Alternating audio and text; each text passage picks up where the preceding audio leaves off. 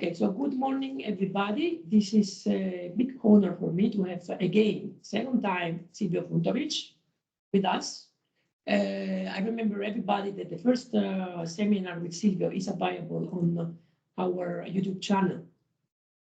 Just a very quick introduction to Silvio. Actually, he doesn't need any introduction because he's very well known in our community, in STS community. Silvio is a philosopher of science and is one of the fathers, together with Jerome Ravets, that this year Silvio was telling me that he's going to turn 95 years. Oh. And so they will celebrate in Oxford together. And one of the fathers of the notion of postnormal science. He's been very active in the field, the general field of STS. And he was a scientific officer of the Joint Research Center of the European Commission, and then he was also very active in the University of Bergen in Norway. So I asked him to come and talk about, all the problems and issues around science, and he proposed to have this title, which is Complex Political Problems and Why Science Can Speak with One Voice, which I think, especially after the COVID pandemics, and is a very, very relevant topic also for the future and all the problems that we are facing in terms of climate change, ecological crisis, and all what is called the weak problem that we are going to face. And I think it's also a great event and a great seminar in the perspective of the conference, because we have this plan to approach the international conference in Rome that this year is going to be in combination with ecological economics, European society. And the topic is exactly science, technology, and innovation for or beyond growth. And so I think that Silvio has a lot of things to say in this topic. Okay, Silvio, so now the floor is yours. As usual, we have all our speakers have between 30 and 40, 45 minutes, and then we're going to have a discussion. Yes, yes. I'll try to do it in a linear way, so we can come back, so I can understand which type of elements of my presentation are of interest to you. So let's say try to do it in 40 minutes. Okay, so you can. I think you are seeing my my title page, my title slide, and for those who are interested, this is in the Greek island of Lesbos, just in front of Turkey, and that I did that picture last year. I was teaching a course in a monastery there. And this is where Aristotle created biology. 2 or 3 years he worked there, exactly in that type of lagoon, which is not a lagoon, and he did all his seminar work on biology, not only on philosophy and logic and science. So it was really moving, Scala Caloni, to be there, sitting there and thinking and reflecting about the challenges that we have today in relation precisely to the problems of science, society, democracy, and all the rest. Okay, so as I say, as I think Mario mentioned, I was invited just before, I think, the COVID pandemics. Probably 21, if I remember well. And at that time, I talked about growth in science and related what at that time we called the crisis in science to the same problem as we called about the crisis in economics and politics, which is growth, economic growth. So how economic growth was reflected into the growth of science, and all the problems that we can see today are precisely part of it, are precisely a result of that growth. So let me see if I can. Okay, no, because I have to change in order to move. Okay. So what you can see is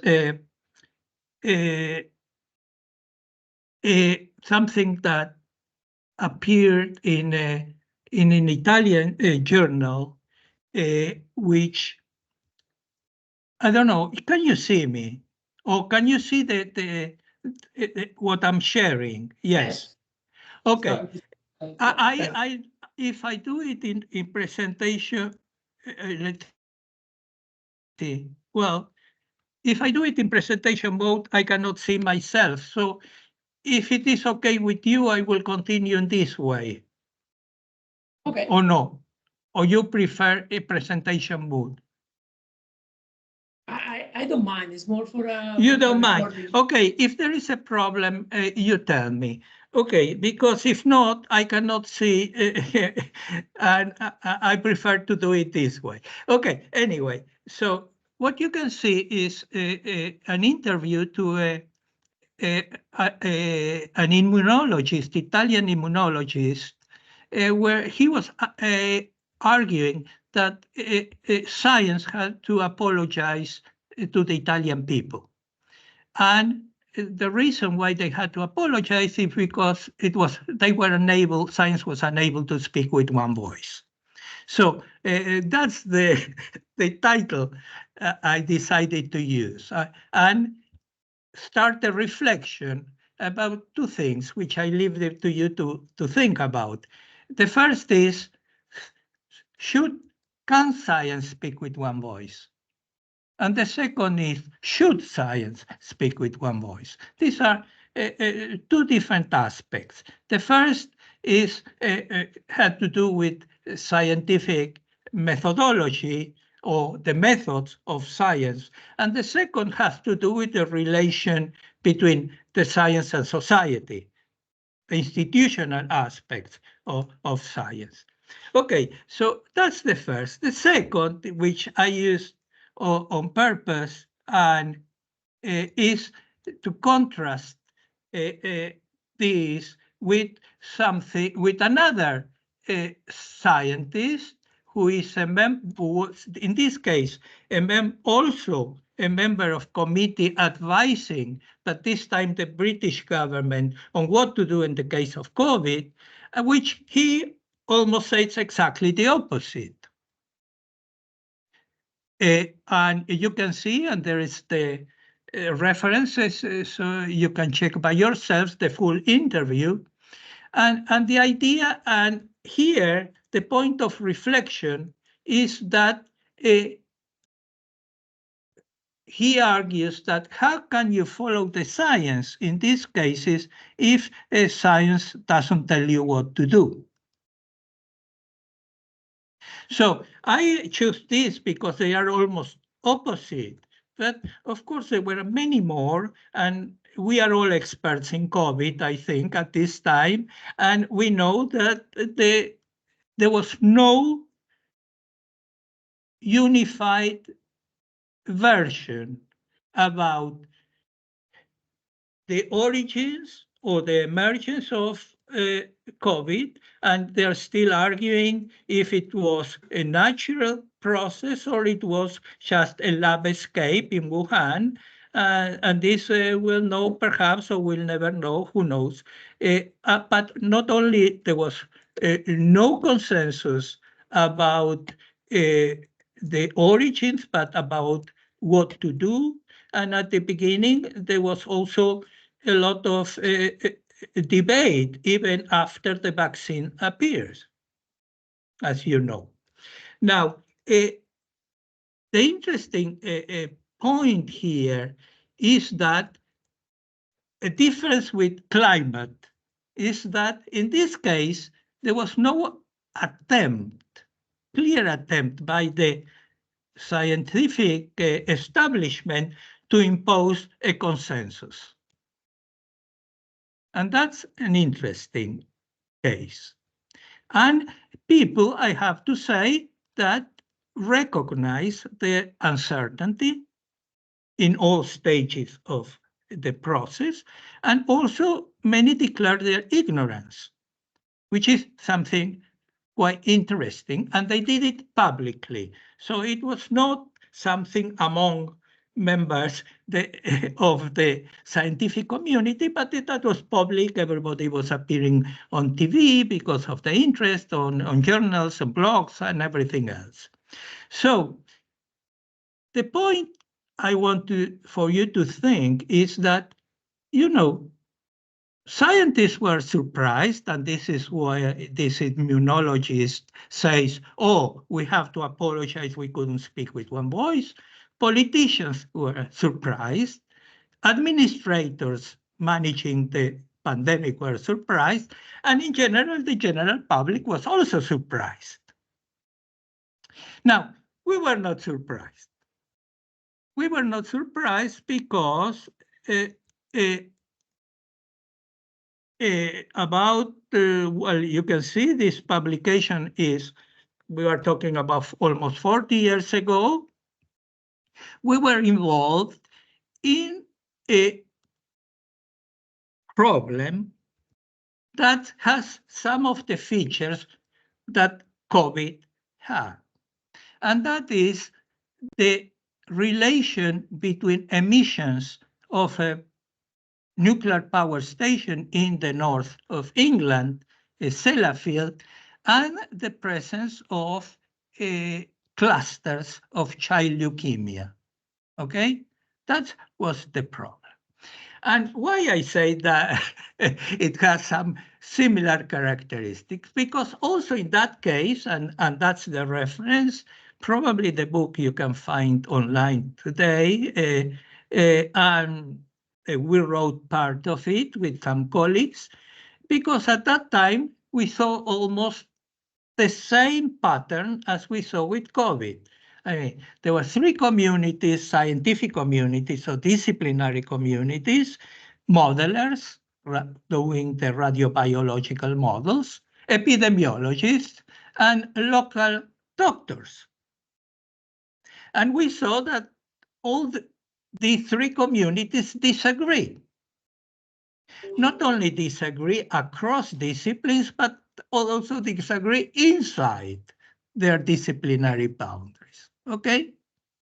As the interesting point there is that at the end, there was a royal commission of inquiry to decide, to see what was a state of knowledge and what science can tell to the public authorities about what to do. No, is there a relation between emissions from that power station and health and environmental effects?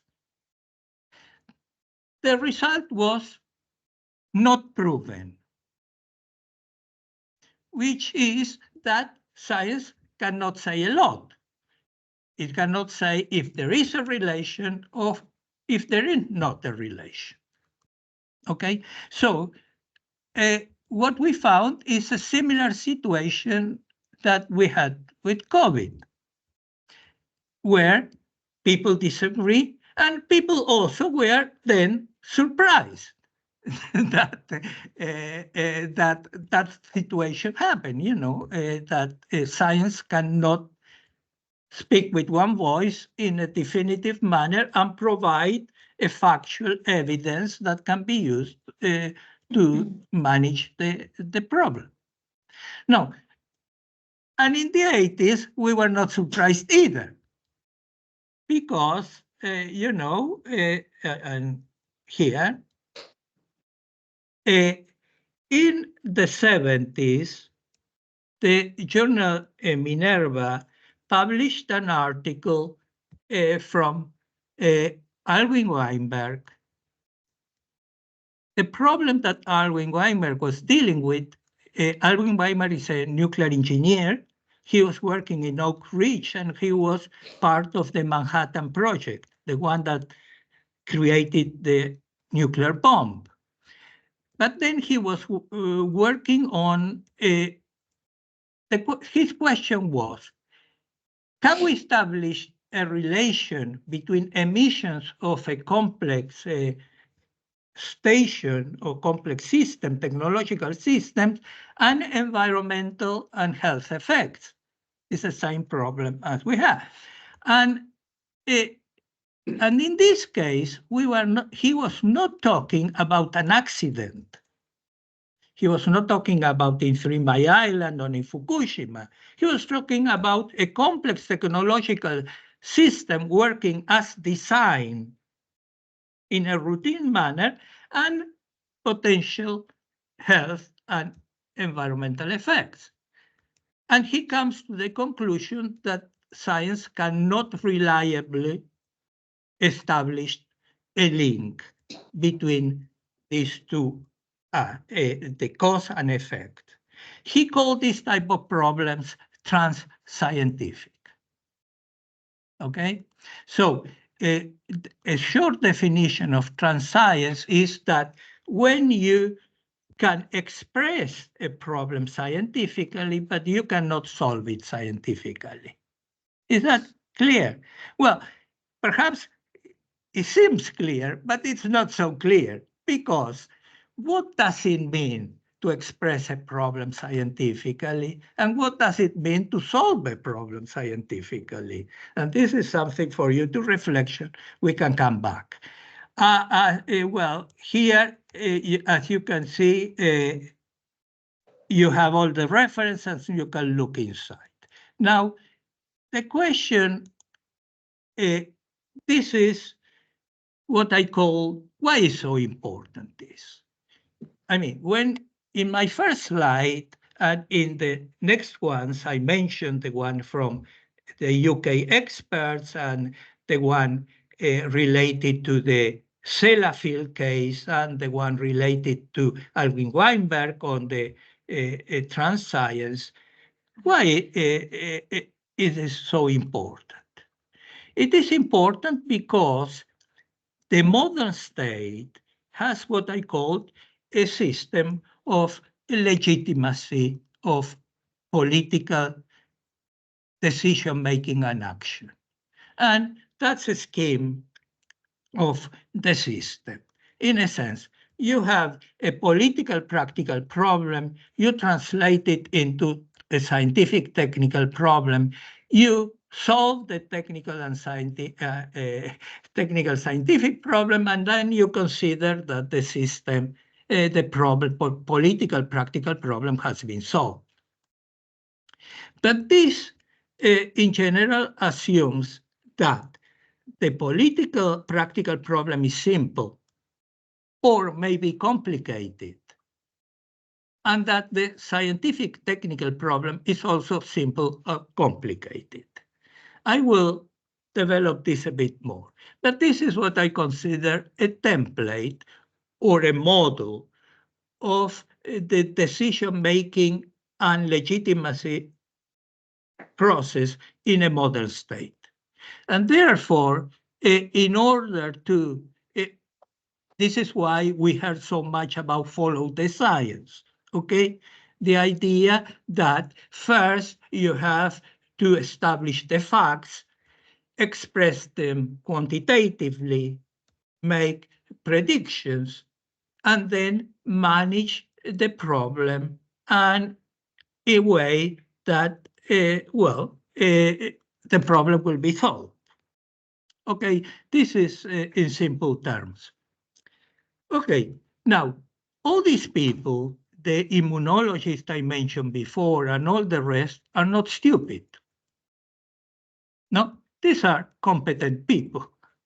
The immunologist is a good immunologist, and all the rest of these people are skilled, knowledgeable experts in their field. How is it possible that they were surprised by the fact that they couldn't speak with one voice and they couldn't come with effective conclusions in order to politics and action to take place in a conclusive way? Okay, and my argument is, and it's not only my argument, that has to do with the history, okay, and the context. So here we see Galilei, who invented modeling, we can say, okay, and he argues that in order to do science, you have to separate what he calls primary and secondary qualities. Primary qualities are those qualities that can be measured. For those like Mario who read Italian, it is, I put the English version, but it is very nice, the Italian version, because in order to prove his arguments, Galileo used the example in Italian we call soletico, in English you call tickles, no? You tickle. And he used to say, well, if I tickle my beard with a feather, okay, I will feel that it tickles, okay? And he says, is that important for science? And he says, no. This is not important for science because it has to do with our senses, with our bodies. It's us. Instead, what is important for science is what we can measure, like a longitude or the mass. These are primary qualities that are important in order to do science. So the science method has precedents, but mainly through Galileo, the idea that you have to do like what economists call two externalizations. In first place, you externalize the context. And you consider that the system and the study can be the one you are researching can be studied separately because it's almost stable and the relations it has with its context, with its environment, is no important, okay? And the second externalization is you have to get rid of our bodies and our senses, our perceptions. So this is science. So, and I don't want, so we do a fast forward now, so I don't want to waste a lot of time in the history, but that's the idea, and that's what I'll call the success of the modern state and the success of science that enable, for example, commerce, navigation, colonial development. Okay, so on one hand, it was very successful in developing science and technology, and also, I could say, what we call today the democratic institutions. At the same time, it enabled the development of a colonial and imperial system. Right? This is important. One has to be clear about that there are two aspects of it.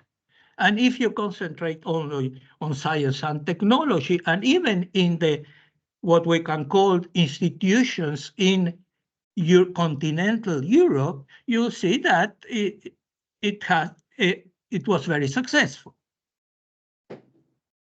When you look at the context, you will see that it also enabled the colonization system, okay, with all the problematic that we can see also today. Right? So, well, we can come back, but I move fast forward to say, well, it was quite recently in our history that this view, what we can call Galileo, Descartes, Bacon idea about the scientific method started to be questioned. we can come back. And what I choose is an example of Werner Heisenberg, and you can see the reference. And perhaps for those who have followed a bit the story, Heisenberg is the one that worked on what we call the indeterminacy principle, which is interesting because sometimes it is mentioned as or labeled as the uncertainty principle. And it's a matter of discussion if indeterminacy is uncertainty or something else. But this is interesting because when you see here Heisenberg, what he says is introduces our bodies. So nature doesn't express itself. It's we interpret nature, okay? And it has to do with how do we question nature. Is that clear? And introduces the possibility that we can have different ways of questioning.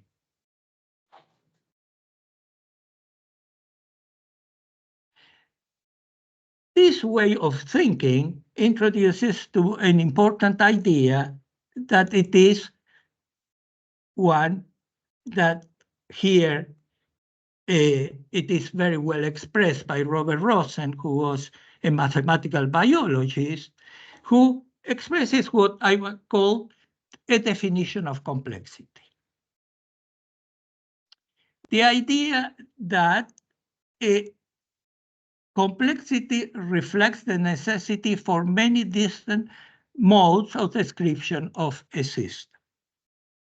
So what you have is a plurality of irreducible legitimate perspectives. Is that clear? And the idea that we have, because complexity is complex. So you see many definitions of complexity, but this is the definition that we use following people like Atlan and Robert Rosen, etc., which for you and is our perspective, is the idea that complexity is essentially ambiguity. Okay, so once let's call it a question or an issue is complex, it is ambiguous. So you cannot say that there is a privileged one-to-one relation between the question or the problem and one specification of that problem or issue. Now, what does it imply? Okay, come back to the template. And I mentioned at that time of decision making that you had a political practical problem. You reduce it to a scientific and technical problem. You solve that, and then you deem that's all.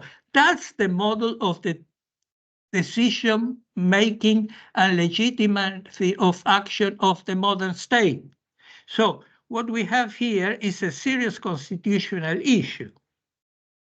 Constitutional, institutional, and administrative, because that has to do also with the law. What happens when the issue, the practical political problem, is complex, meaning it's ambiguous? That you don't have a unique definition of that problem, but you have a plural definition. So you don't have one-to-one translation into a scientific problem, a unique. So you have many-to-many. Is that clear? It's not only the scientific problem, but it's also the constitutional problem, the administrative problem that is created by accepting that substantially problems, questions are complex and ambiguous. The idea of this multiplicity of perspectives, which today seems like common sense. And in many of the problems you're dealing with, not only had to do with growth, with climate, with things like that, you can see it. This is important. Now, what happens is then what I will do in the last minutes of my presentation is to give you a few examples, illustrations from my own work at the European Commission and so on and so forth, of how that scheme of relation between, political practical problem and scientific problems has been modified this last, 20, 30, 40 years. And so let me take some water. And the examples. Okay, what I will give you examples is with genetically modified organisms, the precautionary principle, the BSE, remember the mad cow disease, acid rain, and the emergence of popular epidemiology or citizen science, okay?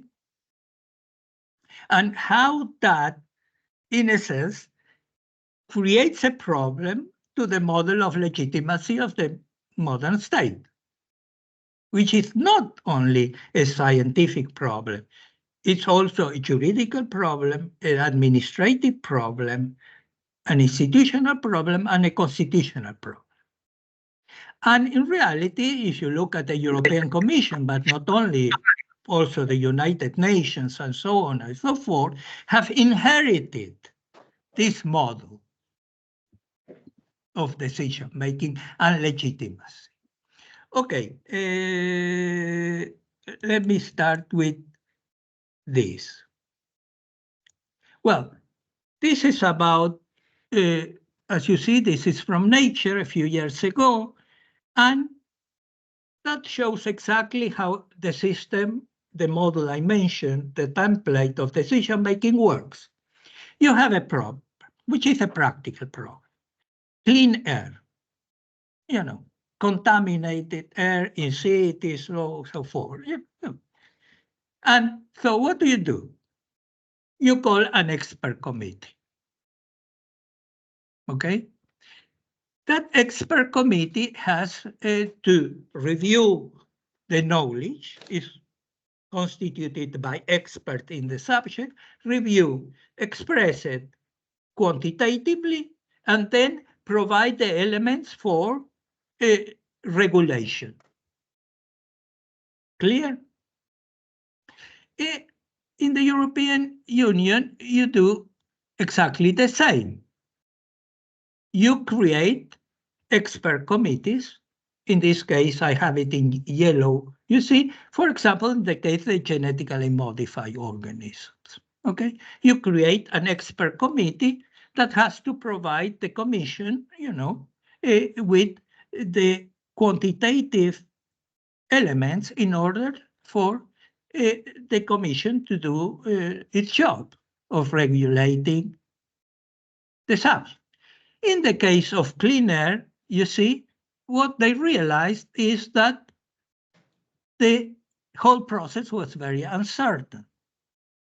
They couldn't come with a quantitative statement that will be reliable in order to produce the legislation, regulation, to control the problem.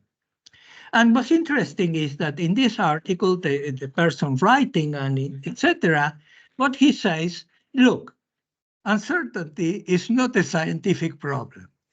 It is essentially a political one. how much uncertainty is an institutional human system able to tolerate, right? If you are interested, we can talk a bit more, but just to give you a short example is, take for example, the case of road accidents. You know, there are many road accidents, there are safety measures and all the rest. And in general, continues a bit like that. And society more or less tolerates that situation. What happens if a school bus with 40 children has an accident and 35 die or whatever? It becomes a societal practical problem in which that particular arrangement cannot be tolerated. It's the same case where you decide through cost-benefit analysis how many, let's say, tests you are going to do for breast cancer and all the rest. The situations where some things are tolerated are part of the whole situation, and some others where it's no longer tolerated. I don't, but it was just an example. The point I want to make, and I have it in right, is that one of my former students was a member of the expert committee of the European Union on GMOs.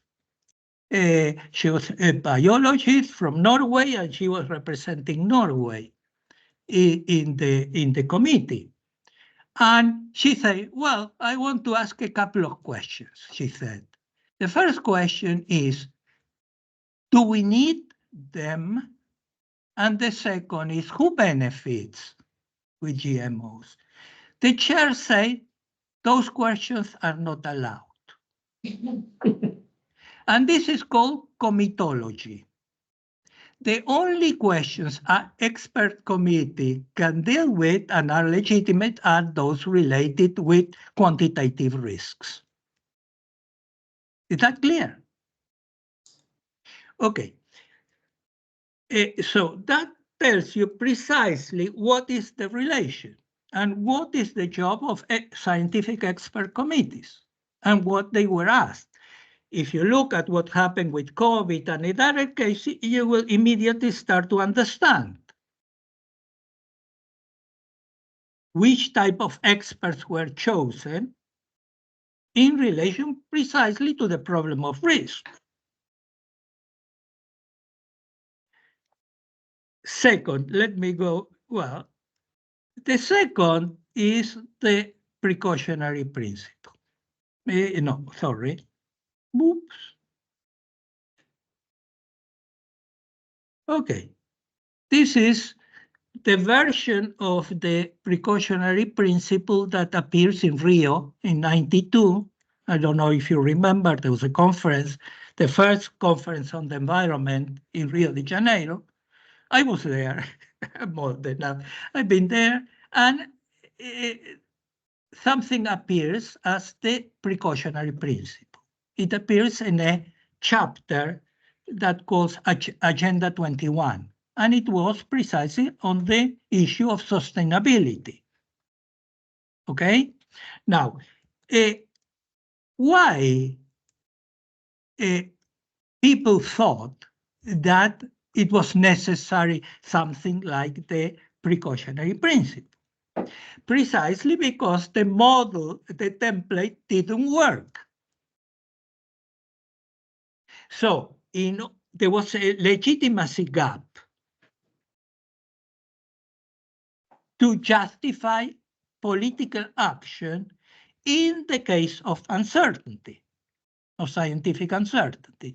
And it is well expressed in that way of framing the issue. But you can see what is the problem. That, first of all, everybody knew that the reason we needed a precautionary principle because of scientific uncertainty. But look, the word scientific uncertainty is not mentioned in the framing. I know why, but I will tell you, I will let you to think about it. And the question I leave it for you is, the lack of full scientific certainty is the same as scientific uncertainty. Not only that, but this way of introducing the precautionary principle is a way of evolving the problem to science. Because in case of lack of full scientific certainty, the measures of protection or precaution have to be proportional to the anticipated damage or effects. So this precautionary principle way of talking about it is just a kind of politically correct cost-benefit analysis. There are other versions, but this is just for you to show how the system has to muddle through a situation where things that were part of our institutional and constitutional arrangements are becoming obsolete. Okay? Now, let me go further here. Okay. Then, well, I don't know if you remember, the first picture is from a British minister trying to feed his daughter with a hamburger done with British meat to show that it was safe. And that related to the BSE, the mad cow disease. And what's interesting is the other picture from the Japanese ministers eating food coming from Fukushima, precisely to show the same thing. So in spite of the time that has passed, not many things have changed. And the interesting thing about this is I put it under the title of scientific controversies. Okay? So, is this a scientific controversy about climate, about BSE, about COVID, and all the rest? Well, I take the case of BSE because it was particularly telling. You know, after a while, the European Commission has to decide if to allow back British meat. So what they do, you know, is easy. They call an expert committee. The expert committee of the European Commission decides that it is safe, that British meat is safe, and it can come back to, you know, to the whole market. The French have also an expert committee. And the conclusion of the French expert committee is that it is not safe. Now, is that a scientific controversy? Well, actually, it is not. Because what does it mean that meat is safe to eat? It's a complex issue. It's not a simple way of translating what is safe into a quantitative scientific problem. And if looking in detail, we see that the French committee and the European Commission committee translated the political problem, the practical problem, into two very different scientific problems. So we are not at the level of controversy scientific, but at the level of complex ambiguity. Now that comes to the institutional and constitutional problem. Who decides which is the problem to solve?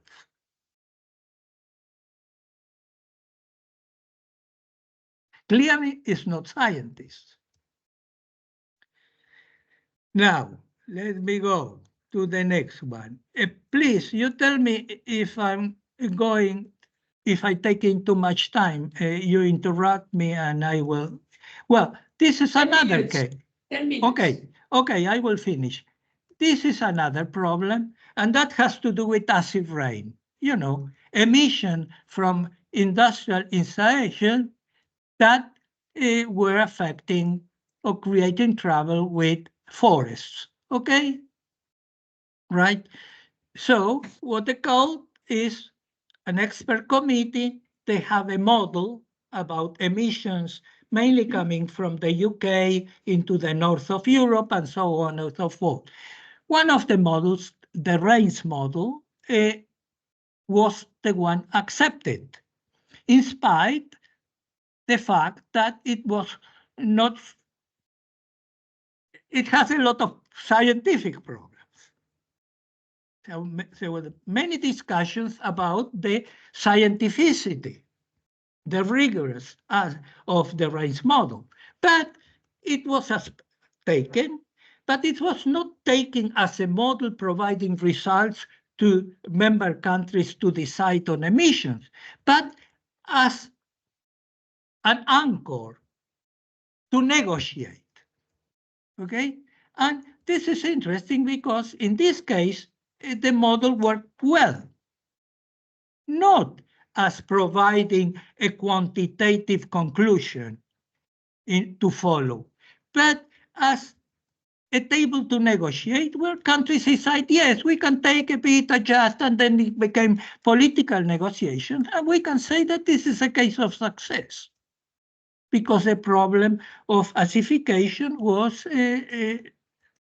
resolved in a certain way through the use of a model, not as a scientific input, but as an element of negotiation, political negotiation. Okay, now the last one is that I want to mention. It has to do with popular epidemiology. Today, this is called undone science. Okay, the fact that communities have to create their own knowledge base because scientists, administrators are not interested in their problems in situations of conflict. Okay? I give example of my colleague, gave it of a lab canal and other examples, but I think you all know about local problems, conflicts, and all type of things, and how that developed into what it was called popular epidemiology, and then it developed into what we call citizen science today. Again, citizen science is a label that has many interpretations, from simple citizens giving data to scientists to something where citizens take control of the process. Right. Now, looking at that, and we at that time created this, which you call postnormal science, and what we call the mantra of postnormal science, which are practical problems that where facts are uncertain, where there is a plurality of values in conflict, where stakes are high and decisions are urgent. If you look at all the issues we talked about, you have all those features. We call that postnormal science. I don't want to talk today about postnormal science. If you're interested, I'll come back to you to talk about that. But substantially, that is the result of our work in all these subjects. Now, and as I said, it's not only COVID, but climate change, ecosystems collapse, biodiversity loss, and sustainability transitions have all those characteristics that we call postnormal. Okay, now, the other element which is important is that in postnormal science context is important. Something that it was externalized by the modern scientific method, as I mentioned. And what is the context today? Well, that we have inequalities, very serious of all types. I think you're aware of those. You have very weak democratic institutions. We have authoritarian tendencies increasing, and we have a magical idea about the role of science in society. So the task that we decided to address in postnormal science is the idea that context matters, but not only context matters, our bodies matter. And you can see that all those problems we're talking about are related to our bodies, our persons, our senses, our perception, our interests. Okay, we can come back. So I'll finish with my last, which responds to the question that I mentioned before. And, philosophers of science since the 30s and 40s have been talking about interdisciplinarity, multidisciplinarity, the need to integrate scientific discipline. Otto Neurath, for example, he talked about the orchestration of scientific disciplines. Well, our argument is that it's not enough because scientific knowledge is not only the only type of knowledge we have. And this is recognized already through IPBS, for example, where they talk about, and we can call it this choreographies of knowledge instead of an orchestration of disciplines. I think COVID has made us aware that science doesn't speak with one voice. But we still have to learn that knowledge doesn't speak only the language of science. So the task today is not to put together different disciplines, but to redefine the notion of knowledge in order to see how we can have these different cosmologies. So I think that's the challenge.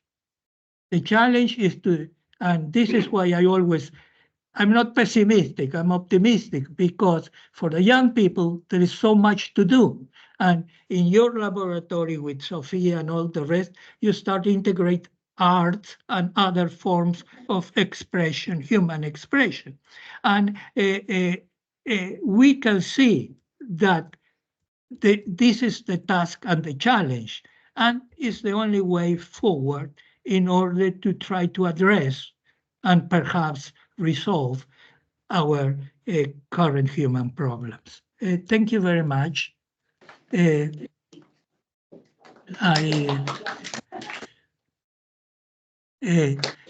hope I didn't go too fast or just wasted too much time. Thank you a lot, Silvio. I think it was, as usual, fantastic presentation, and that's actually has like, evolution. You start very quietly, and then a lot of complex phenomena emerge, and yeah, I really like it. And actually, there are a lot of profound and very deep questions that remain open. No? Okay, so I would open the question, maybe just starting from an anecdote that's happened to one of us last year when we were asked to, one of us, and he's not Javier, was asked to. Hey, say hi to your wife.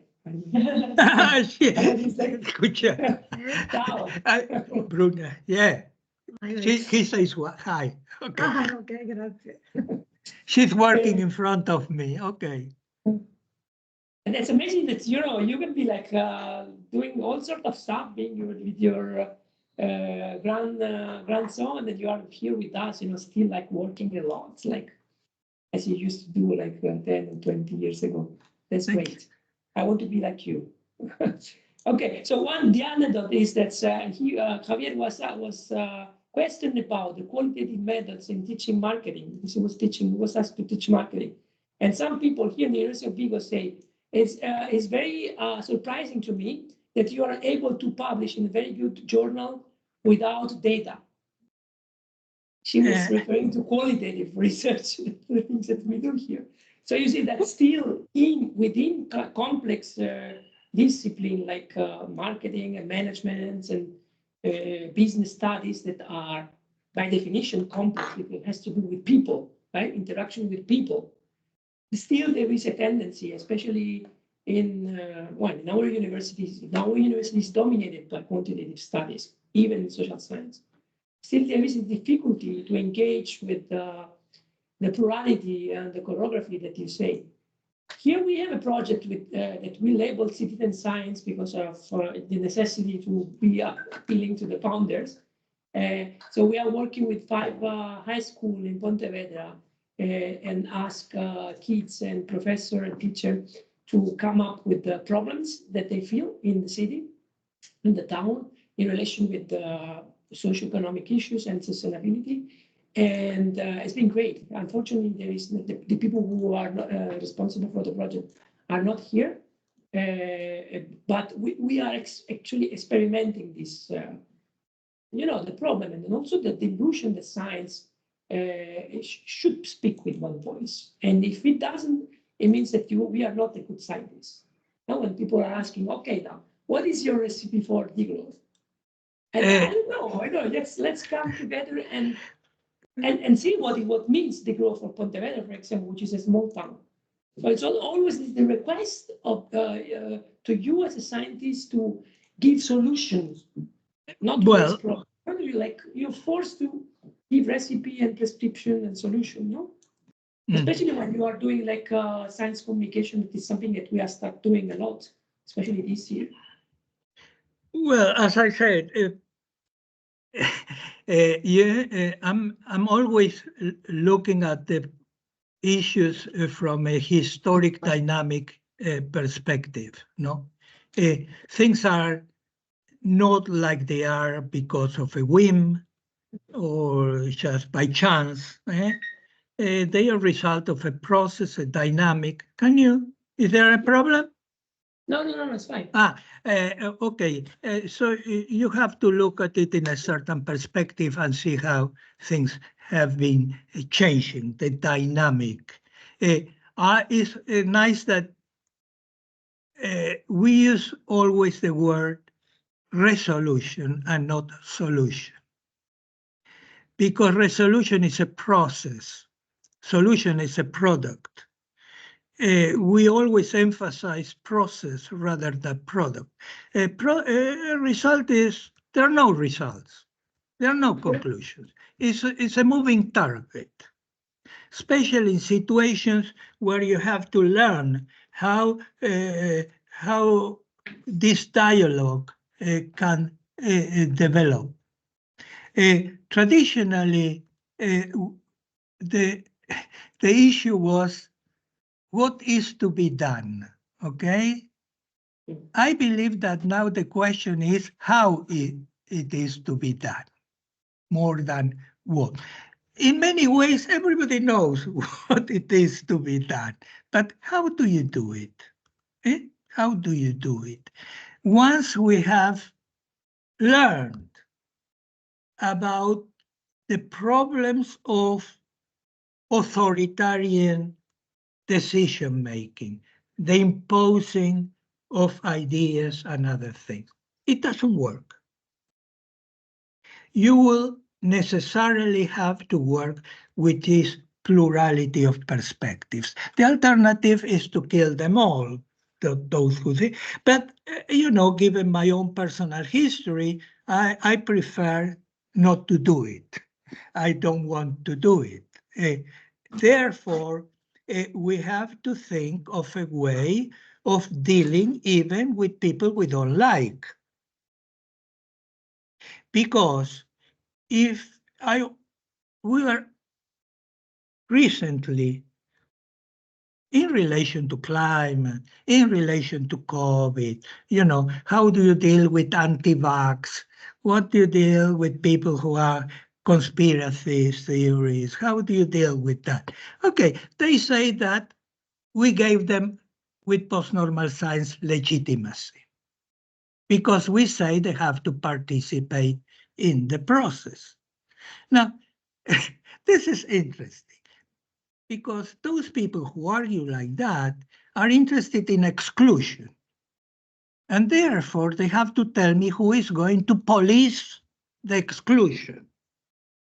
We are interested in inclusion, because if you exclude, people will fight and challenge the exclusion.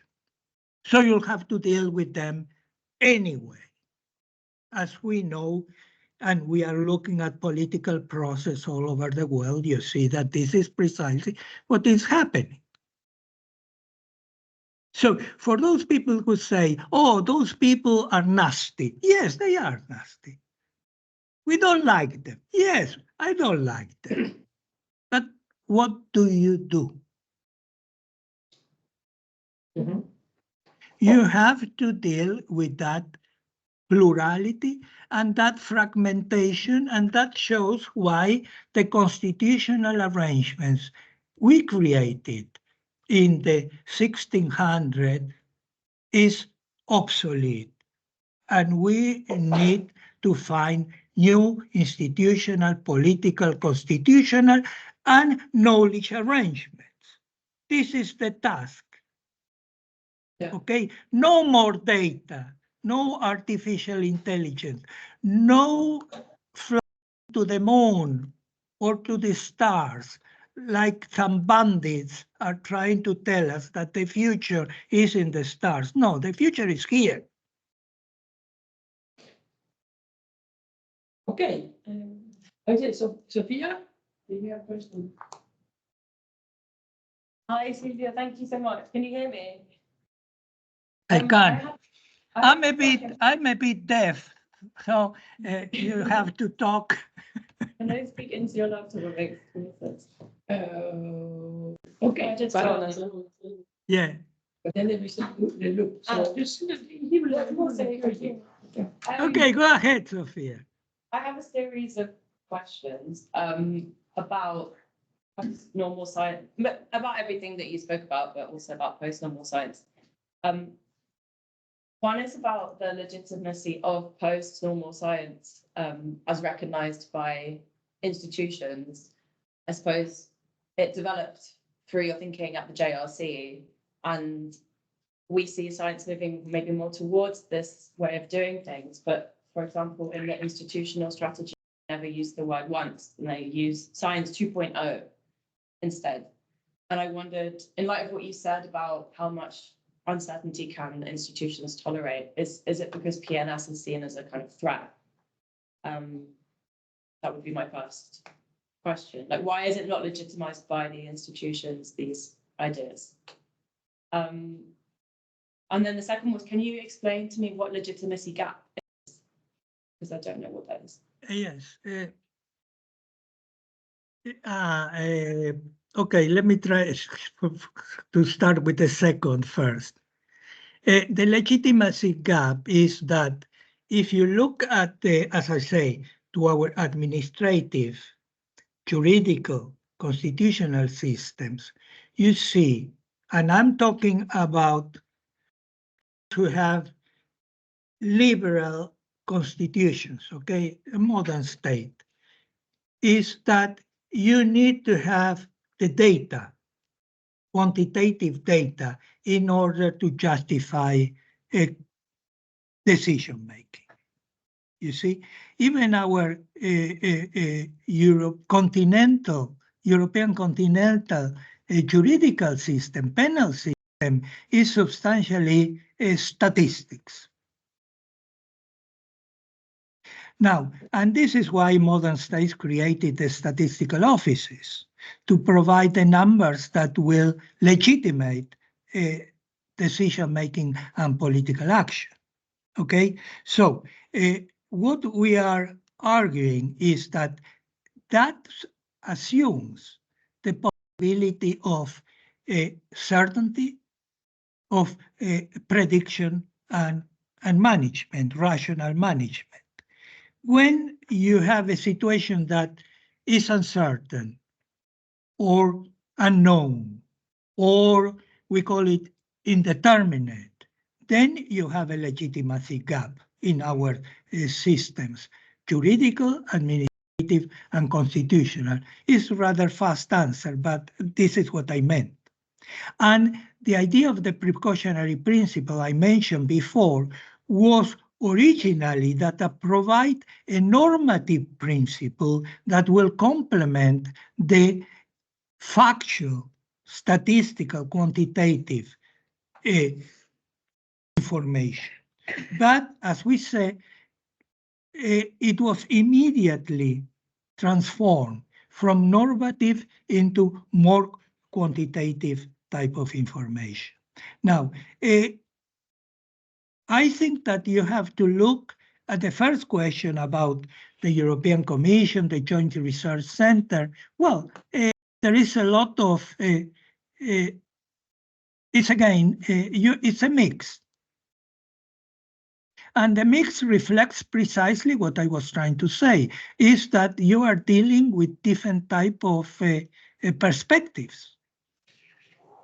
And it's not a simple job to mediate between all those perspectives. And sometimes in some aspects, you know, they go ahead and they do certain things that I worked with the European Commission. Some of my colleagues continue to do the work in the type of, you know, approach that we developed. There are others who are doing something different, okay? But that's the nature of political institutions, okay? Especially when you have such a plural perspectives. I don't know if it's satisfying my answer, but I think you have to look at it in perspective and how it changed, okay? And it's not a one directional process. You know, some situations might become more difficult this year or next year when priorities change and the power relations inside, for example, institutions like the European Commission or the European Union changed, okay?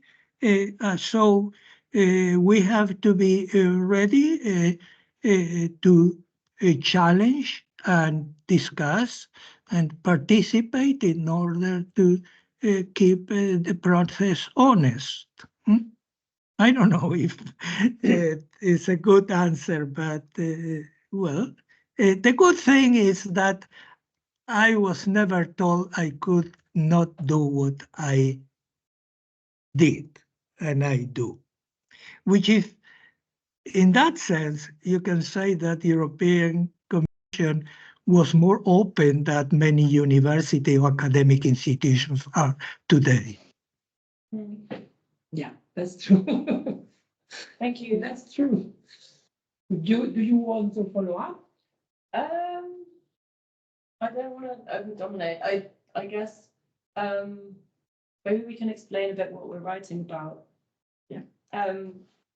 I'm interested in this question because we're writing a paper about how PNS, postnormal science, introduces change within institutions. And it's really interesting to hear that you didn't face resistance when you developed those ideas, because they're obviously from within an institution. And then now, I suppose we're looking at the SciArt project as an instance of postnormal science and thinking about how the arts can introduce the kinds of changes that you were talking about. Like, well, if I may, Sophia, perhaps you have read a paper I did with Alice Venezia for one of the first sustainability conferences. And in that, it was in Rome. There were about 1,000 people present there. It was the first it was probably 1990. I can't remember. I can go back and send you the reference. But the fact is that we started with a group of theater and people singing, and many people were offended. And then we introduced someone who was talking about animal rights, about, and then we have someone from the Amazon, Peruvian Amazon, talking about integration of Amazonian perspective. And then we have farmers from the Philippines, a farmer from the Philippines talking about, farmers, peasants' knowledge. And that was one way to tell us how we need to extend the notion of sustainability, not only to other forms of life, other type of knowledge, but other types of political and practical action. I think that we have today a situation where, inside the Commission, knowledge coming from peasants and knowledge coming from fishers and knowledge coming from artists are trying to be integrated, and for citizens. It is, we said from the beginning, every extension of rights is a struggle. It's painful because it challenges established power relations. When you change those power relations, people will resist, and you have to know that. And you have to act accordingly. You mentioned PNS, and PNS is also ambiguous. There are people who think it is another academic method. Okay, in the last years, I preferred to see PNS and extended peer communities not a way of co-producing knowledge, but how, in a context of conflicts, interests, power relations, type of knowledge perceptions, and all those tips are expressed. The co-production of knowledge is contingent. It might happen or it might not happen. Yeah, that's a very interesting point, actually. How the power, what was it? Well, it was not this, but it was this, and I missed what it was. Can you repeat the last few seconds? How power relations are expressed, are represented in a situation of conflict. I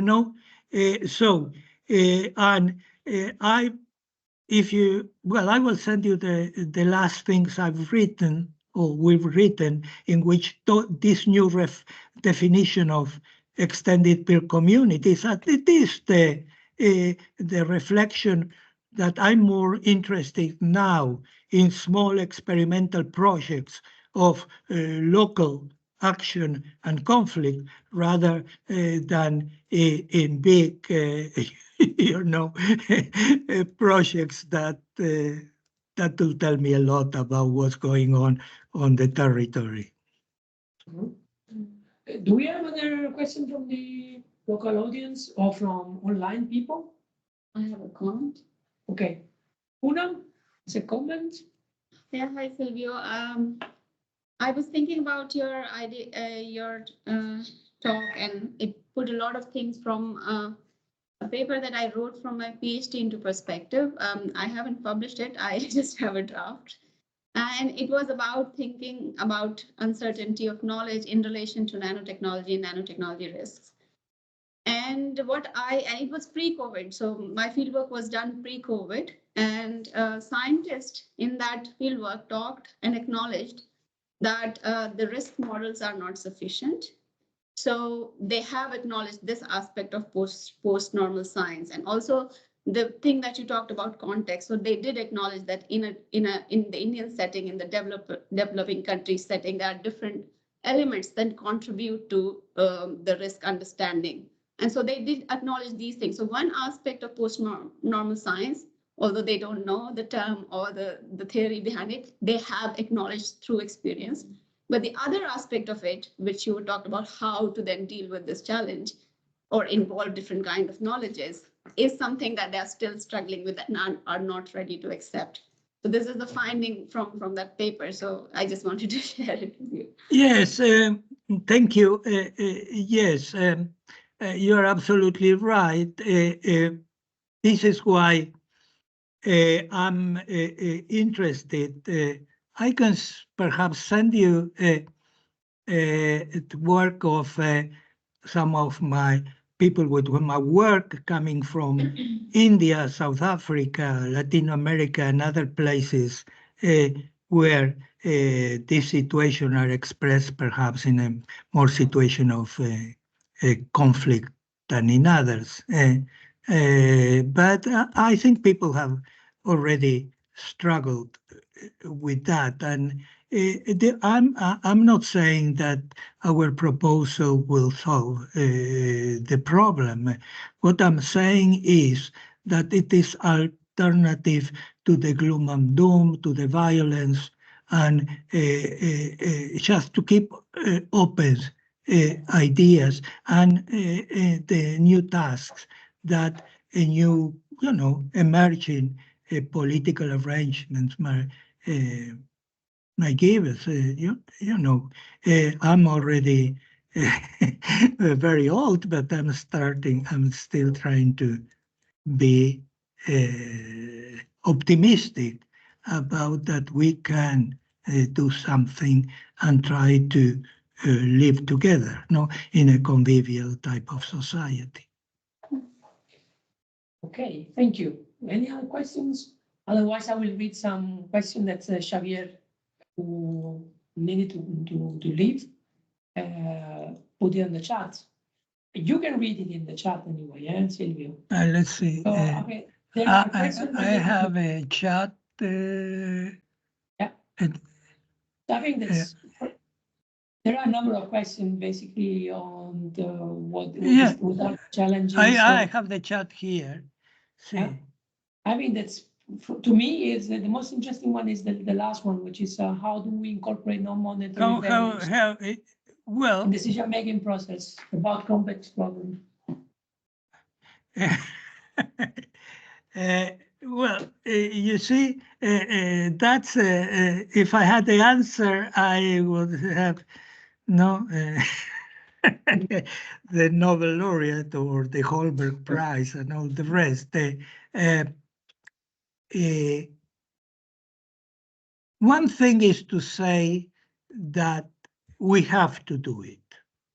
No, the other is to see how, in a global and fragmented environment. Okay, I'm not pessimistic. Why? Because our current, let me see, constitution and institutional arrangements emerged in Europe in a very catastrophic, dramatic situation. You had continuous war in the whole continent. You have plagues and disease. You have famine, okay? And suddenly, in a process that changed after what we can call the Westphalian treaties. No, I always argue that what you had, and people knew that Westphalia was not, the proposals were not a solution, but I decided to give it a chance in a situation, in a very terrible and painful situation. I think we are in a, I don't say similar, okay, but more or less, we are in the end of a regime. It can last long, okay? What we have now is to say, do we have a unique solution imposed, the usual hubris and arrogance? I disagree. My way of looking at it is that we have to foster as many as possible experiments, with local people, based on territories, based on situational, as many as possible. And as Mario knows, as it says in Italians, if there are roses, they will blossom. Many will fail, but we hope that many will stay. So what I suggest, if you are interested in these challenges, go and work with people in local conflicts, trying to learn what it are interested and how they think. Because I see that many intellectuals today are totally alienated and speaking a language that is not the language of the people. Okay, so and my discourse is not a populist. I'm not saying that people are always right. Okay, I'm not saying that. What I'm saying is that if you are going to, to move forward, it has to be in a context rooted in a certain tradition, in a certain local problem, local interest, and things like that. Otherwise, it won't happen. And we have to remember, I always like to quote Gramsci on this, when he said 100 years ago, he said, the old is dying, and the new is not yet emerging, and in the meantime, the whole thing is a mess. He didn't say exactly like that, but this is what we can say.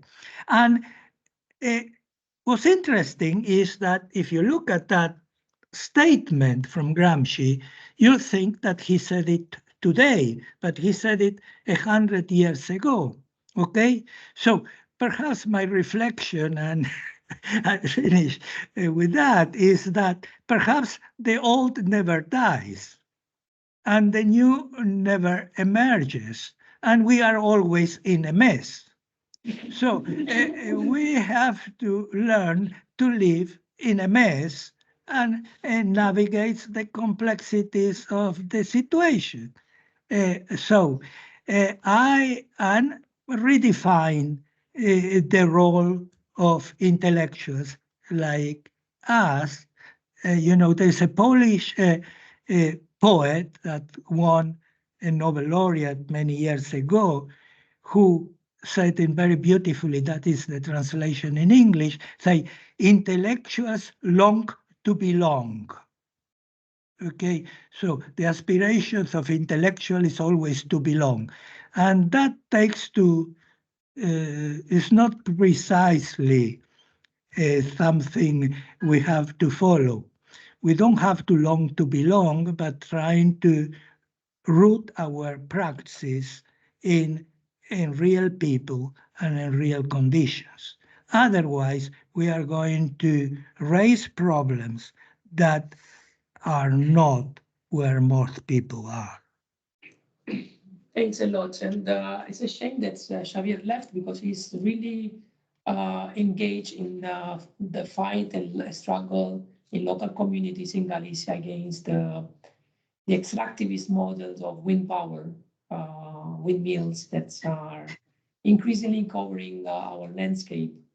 And so it's an example of a very really engaged scholar. Precisely. So one of the examples of the complexities, like water problem in Spain, do we desalination, or you bring water from the Rhone, or things like that. Each of those problems has is not unambiguous. Okay. Okay, I don't know if you have time or if you want to have a final questions. I know that Sophia has many. Well, maybe you Okay, have a question. perhaps we can, look, we say I don't mind, it's enjoyable conversation, and I hope we have the opportunity in the future to do it in person. Okay, final question from Sophia. Come on. That's sort of tangential. If you have time, I can ask them.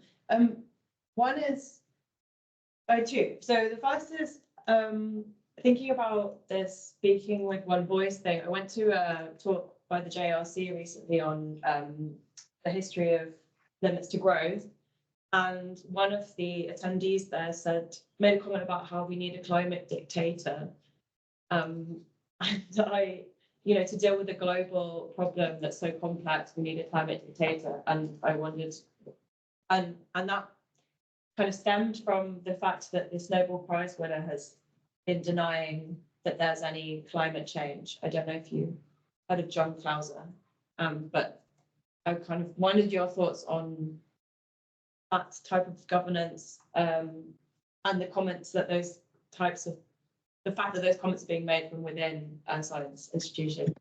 And then second is about the production of nature. You had a really nice quote about nature being produced by our methods of inquiry, and how you see whether you see that being replicated now when we're trying to do all these legal rights for nature and thinking of more than human politics, but ultimately we are still speaking for nature, and if that's a kind of evolution of that idea, I guess. Well,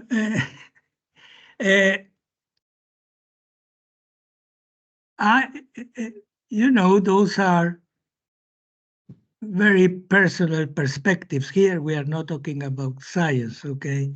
Okay. And people have different ways to approach those challenges. And no, I'm trying to be careful here. I have to say, the problem I have is that I'm an old white man, okay, and it seems to me that old white men have to be very careful what they say today. And therefore, my perspective comes precisely for what I am and my history and how it developed. And I believe that how I deal with,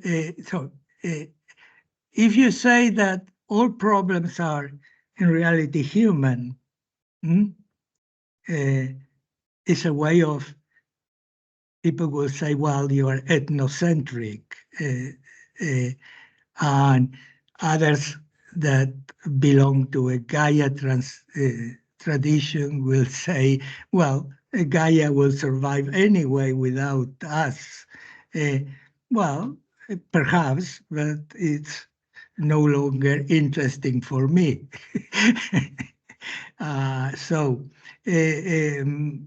When I was studying,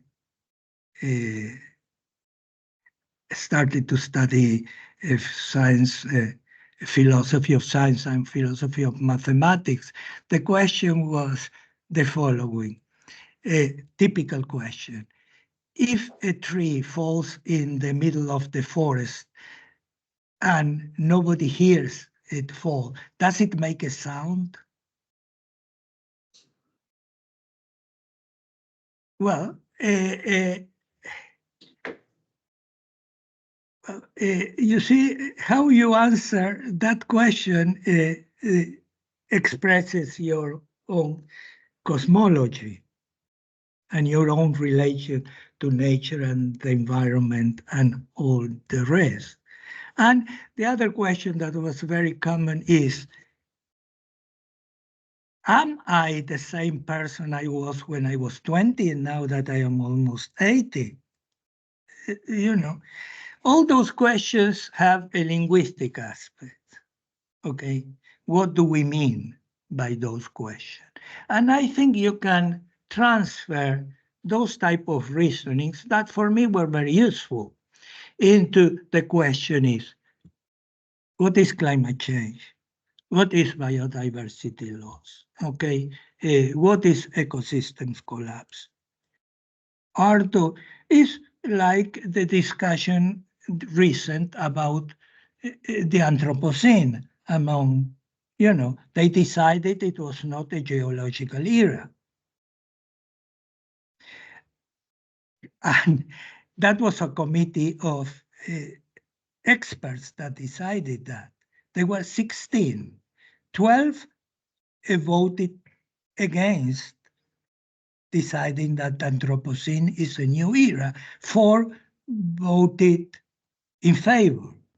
Is that scientific consensus? So take it to IPCC, take it to IPBS, and you will see the type of problematic we are dealing with. And I don't know if I express myself clearly. The way I do things is to ask questions. Mm-hmm.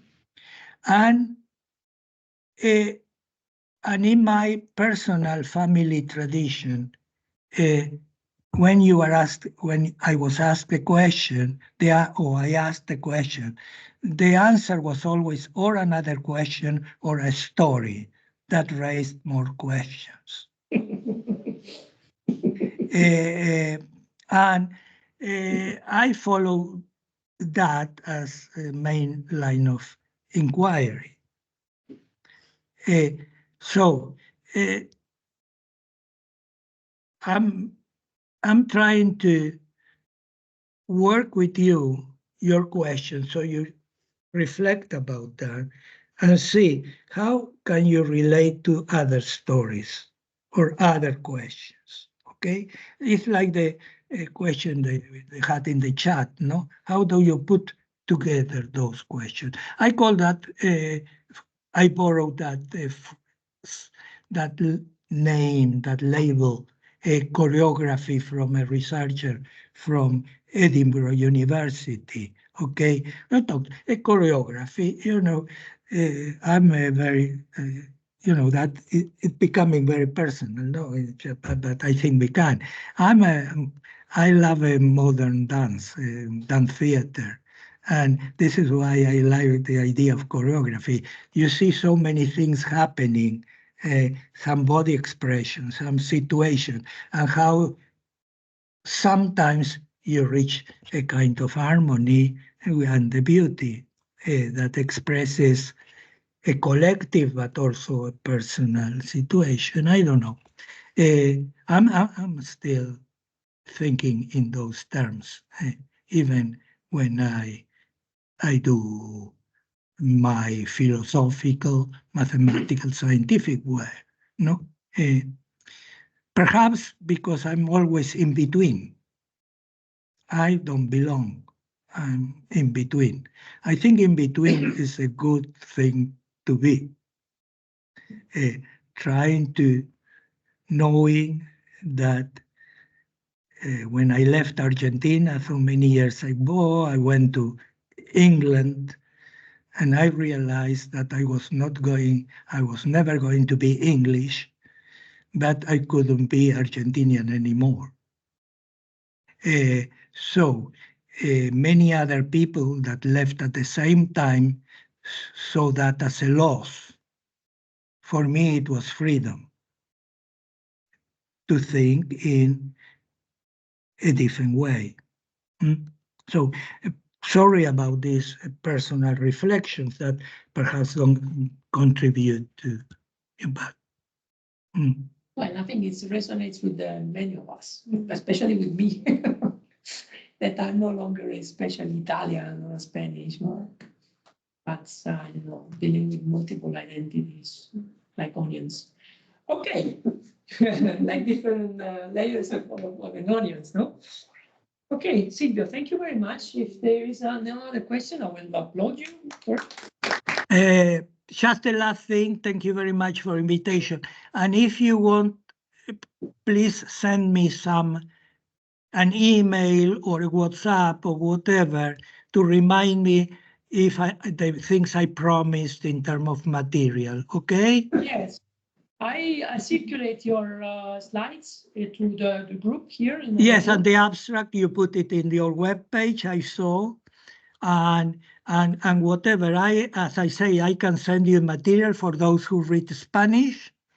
If not, also there is a book from the CNR, the National Research Council on Postnormal Science, that was done, it's in Italian, and then material in English, of course. So Yes. if you remind me.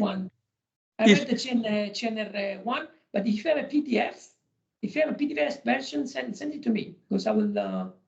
Okay, so all what I said, it's open access, so I will send it to you. I don't like, paywalls. So I'm on, it was nice to talk to you and to listen to your questions. Next time, I would like to know more about your work, you see.